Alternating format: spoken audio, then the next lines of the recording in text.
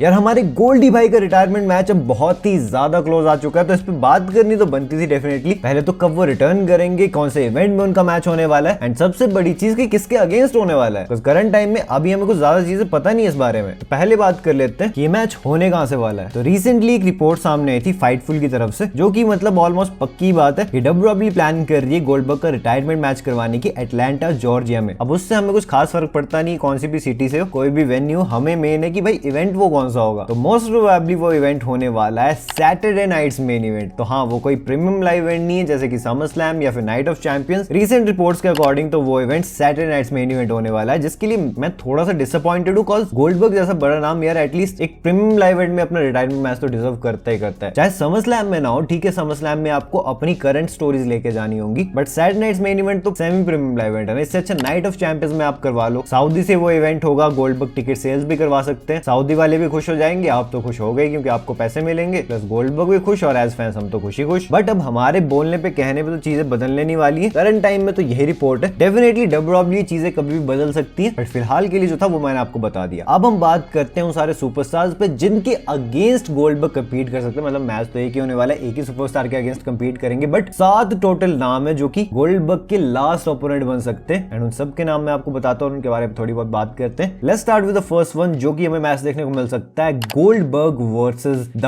Beast Brock Lesnar का। इसे मैंने सबसे नीचे इसलिए रखा है क्योंकि इसकी पॉसिबिलिटी भी उतनी कम है ना यार। देखो, गोल्डबर्ग वर्सेस ब्रॉक एक बहुत ही बड़ा मैच है। कितना भी बड़ा इवेंट हो, ये सेल आउट करा सकता है पूरे अरीना को, पूरे स्टेडियम को। इसमें तो कोई शक की बात है ही नहीं। वैसे भी गोल्डबर्ग को ब्रॉक लेसनर की काफी बड़ी हिस्ट्री है। 2003 से लेके 2016, 17, 18 तक देख लो, इतनी बार हमने इन्हें कहां कंपीट करते हुए देखा है। बट सबसे बड़ा पॉइंट ये है कि ब्रॉक लेसनर तो डब्ल्यूडब्ल्यूई में अभी है ही नहीं, तो फिर ये मैच होगा कैसे? काफी सिंपल सी बात है। रिसेंटली एक रूमर भी सामने आया था, वो था ब्रॉक लेसनर के रिटर्न से रिलेटेड कि भाई समर स्लैम तक ब्रॉक वापस आ सकते हैं डब्ल्यूडब्ल्यूई में। लेकिन ये कोई ट्रस्टवर्दी सोर्स की तरफ से नहीं है, इसलिए बिल्कुल भी बिलीव नहीं किया जा सकता इस पे। बट अगर वो वापस आ जाते हैं, गोल्डबर्ग को डेफिनेटली ब्रॉक के अगेंस्ट ही डालना चाहिए। पर एक स्टोरी भी कंप्लीट हो जाएगी, फाइनल मैच भी बहुत बढ़िया हो जाएगा, और डब्ल्यूडब्ल्यूई के लिए भी सौदे का फायदा होगा ना यार। कितना बड़ा मनी मैच है ये तो हम सबको पता है। मैं तो पूरी लिस्ट जब आपको बताने वाला हूँ उसमें सबसे ज्यादा गोल्डबर्ग वर्सेस ब्रॉक का ही मैच देखना चाहता हूँ, लेकिन बस प्रॉब्लम वही है कि सबसे ज्यादा पॉसिबिलिटी भी इसी मैच की कम है। चलो तो नेक्स्ट वन की तरफ अब हम चलते हैं, जो कि हमें देखने को मिल सकता है बिल गोल्डबर्ग वर्सेस ब्रॉन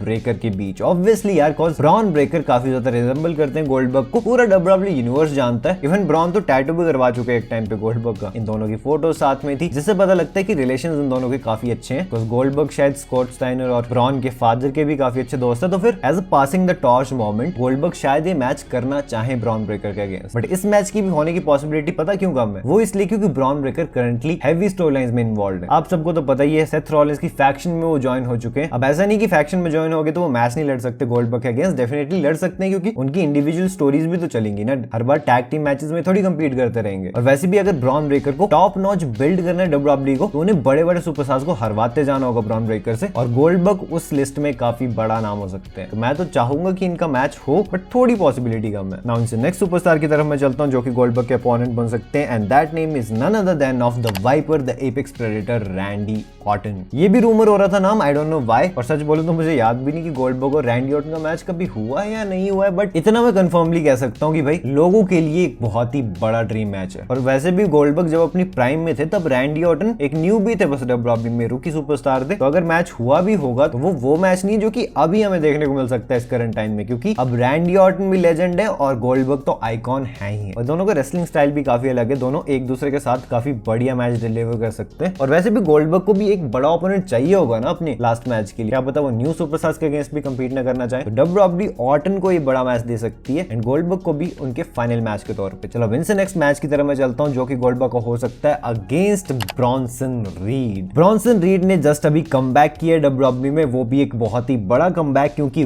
वो नेक्स्ट मेंबर बन चुके हैं सेथ रॉलिंस की फैक्शन के, जिससे कि क्लियर पता लग रहा है कि डब्ल्यूडब्ल्यूई ब्रॉन ब्रेकर को और ब्रॉन्सन रीड को एज देयर टॉप गाइज देखती है आगे आने वाले टाइम में। एंड अगर ऐसा है तो ब्रॉन्सन रीड को अब डब्ल्यूडब्ल्यूई आलतू फालतू स्टोरी लाइंस का पार्ट तो बनाएगी नहीं, उन्हें बढ़िया टॉप नॉच सुपरस्टार्स के अगेंस्ट ही वो डालेंगे। एंड जो चीज मैंने ब्रॉन ब्रेकर के केस में कही, वही ब्रॉन्सन रीड के भी केस में हो सकती है कि उन्हें बिल्ड करने के लिए डब्ल्यूडब्ल्यूई उनके आगे ओपोनेंट्स डालती जाए, और गोल्डबर्ग उसमें बहुत ही बड़ा नाम हो सकता है। और ब्रॉन्सन रीड का तो कैरेक्टर भी कुछ ऐसा ही ना, लोगों को डिस्ट्रॉय करने का, बस सुनामी लगा दो और खत्म। तो हो सकता है भाई गोल्डबर्ग वर्सेस ब्रॉन्सन हमें देखने को मिल जाए। आपको याद होगा मैंने लास्ट टाइम भी जब इसकी बात की थी तो उसमें भी ये मैच मेंशन मेंशन किया गया था। यानी इतनी बार अगर रूमर आ रहा है इस मैच का तो WWE के प्लान्स में तो है, चाहे एक सिंपल ड्राफ्ट ही सही है एटलीस्ट, ये हमें देखने को मिल सकता है एंड मिल जाता है तो वेल एंड गुड, नहीं तो बाकी मैचेस तो है ही अपने पास। चलो इससे नेक्स्ट वन की तरफ मैं चलता हूँ, जो मैच एक बहुत ही बड़ा मैच बन सकता है इस टाइम में, कॉज ये और कोई मैच नहीं बल्कि है गोल्डबर्ग वर्सेस जॉन सीना, जो कि करंटली अनडिस्प्यूटेड WWE चैंपियन भी है। एंड सबसे खतरनाक बात तो ये है कि भाई WWE इस मैच को एक टाइटल मैच सेट कर सकती है। एंड प्रॉब्लम भी सबसे बड़ी यही है कि भाई अगर WWE सीना का अगेंस्ट गोल्डबर्ग को डालती है तो सबको पता ही होगा कि भाई गोल्डबर्ग तो हारने वाले को, सीना तो नहीं हारने वाले करंट रन में अपने। सीना का भी ये रिटायरमेंट ईयर है, गोल्डबर्ग का रिटायरमेंट मैच होगा और अगर टाइटल पे होगा बहुत ज्यादा प्रेडिक्टेबल मैच बन जाएगा। हाँ मनी मैच जरूर बनेगा क्योंकि बहुत बड़ा मैच है, दोनों ही सुपरस्टार्स आइकॉन्स है तो सेल आउट करवा सकते हैं बड़े बड़े स्टेडियम्स तक को। बट पता नहीं मुझे क्यों लगता है कि यार WWE इस मैच को स्किप ही कर देगी। तो ये भी हो सकता है कि गोल्डबर्ग हारना ना चाहे अपने लास्ट मैच में, बिकॉज़ गोल्डबर्ग काफी खुददार इंसान है, आपको तो बताइए भाई, हमारे गोल्डी भाई नहीं हार मानते,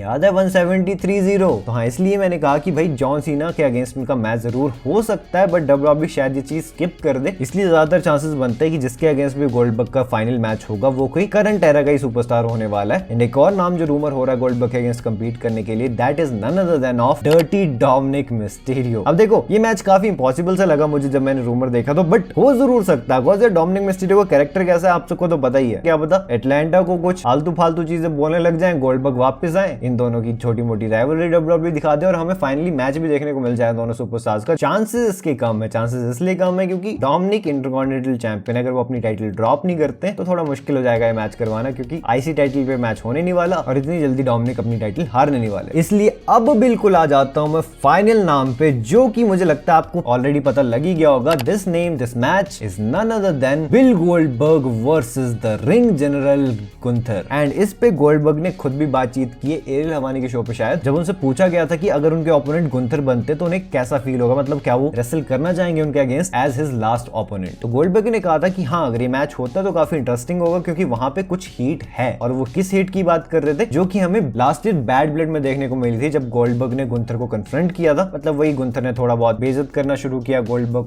को गुस्सा आया, वो बैरिकेड से पार आ गए, पूरे WWE क्रू को आना पड़ा रोकने वोकने के लिए। तो WWE ने एक स्टोरी लाइन टीज तो की वहां से, जिसका हमें एंड रिजल्ट देखने को मिल सकता है गोल्डबर्ग के लास्ट मैच के तौर पे। और सबसे बेस्ट मैचेस वही होते हैं जिनकी स्टोरीज होती हैं, इनके अलावा जितने भी नाम है वो बस रूमर्स और मेरे हिसाब से रूमर्स ही बन के रह जाएंगे। सो दैट इज इट, यही थे वो सारे नाम जो कि मोस्ट प्रोबेबली गोल्डबर्ग के ओपोनेंट बन सकते हैं इन हिज रिटायरमेंट मैच। आपके मन में डेफिनेटली कोई ना कोई नाम तो होगा ऐसा इंटरेस्टिंग जिसे कि आप गोल्डबर्ग का लास्ट ओपोनेंट बनते हुए देखना चाहते होगे, डेफिनेटली वो नाम मुझे कमेंट सेक्शन बताना। एंड बाकी अगर आपने मेरी लास्ट वीडियो नहीं देखी है जिसमें कि मैंने money in the bank next event होने वाला है तो उसका मैच कार्ड बताया था, जानना तो यार ये रही वीडियो आपके सामने, से जल्दी क्लिक करो और देख लो। एंड अब मैं आपसे मिलता हूं अपनी नेक्स्ट वीडियो में एक बहुत ही इंटरेस्टिंग टॉपिक के साथ। So until that time this is जय साइनिंग आउट।